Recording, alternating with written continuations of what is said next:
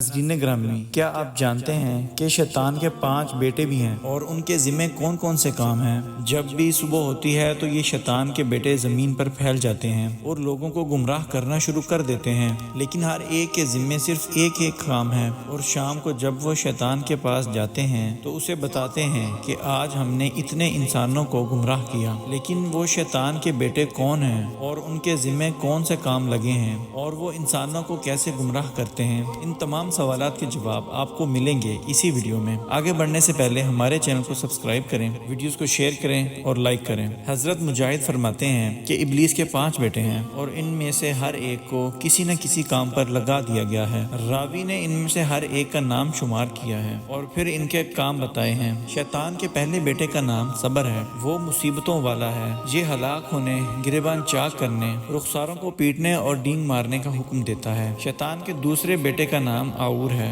وہ زنا والا ہے، وہ خود بھی یہ گھنونا کام کرتا ہے اور لوگوں کو بھی ورگلاتا ہے۔ شیطان کے تیسرے بیٹے کا نام مسعود ہے، وہ جھوٹا ہے، جھوٹی خبر سن کر دوسروں کو بتاتا ہے تو وہ دوسرا شخص اپنی قوم سے جا کر کہتا ہے کہ میں نے ایک آدمی کو دیکھا، اس کا چہرہ میں پہچانتا ہوں لیکن اس کا نام نہیں جانتا، وہ مجھ سے ایسا ایسا بیان کر رہا تھا۔ یعنی اس طرح جھوٹ مزید پھیلتا جاتا ہے اور جھوٹ عام ہوتا جاتا ہے۔ شیطان کے چوتھے بیٹے کا نام داسم ہے، اس کا کام یہ ہے کہ وہ آدمی کے ساتھ اس کے گھر جاتا ہے اور گھر والوں کے عیب بتا کر ان کو ان پہ غضبناک کر دیتا ہے۔ شیطان کے 5ویں بیٹے کا نام زنبور ہے، وہ بازاری ہے اور اپنا جھنڈ بازار میں نصب کیے ہوئے ہے جہاں پر وہ لوگوں کو گمراہ کرتا ہے۔ ناظرین گرامی، حضرت ابو موسیٰ سے روایت ہے، انہوں نے کہا ابلیس صبح سویرے اپنے لشکر کو زمین پر پھیلا دیتا ہے اور کہتا ہے کہ جس نے کسی مسلمان کو گمراہ کیا میں اس کی تاج پوشی کروں گا۔ ان میں سے ایک کہتا ہے میں فلاں کے پیچھے لگا رہا یہاں تک کہ اس نے اپنی بیوی کو طلاق دے دی، تو ابلیس کہتا ہے ہو سکتا ہے وہ دوبارہ شادی کر لے۔ پھر دوسرا کہتا ہے میں فلاں کے پیچھے لگا رہا یہاں تک کہ وہ نافرمان ہو گیا، ابلیس نے کہا ہو سکتا ہے کہ وہ نیکوکار ہو جائے۔ پھر تیسرے کہنے والے نے کہا میں فلاں کے پیچھے لگا رہا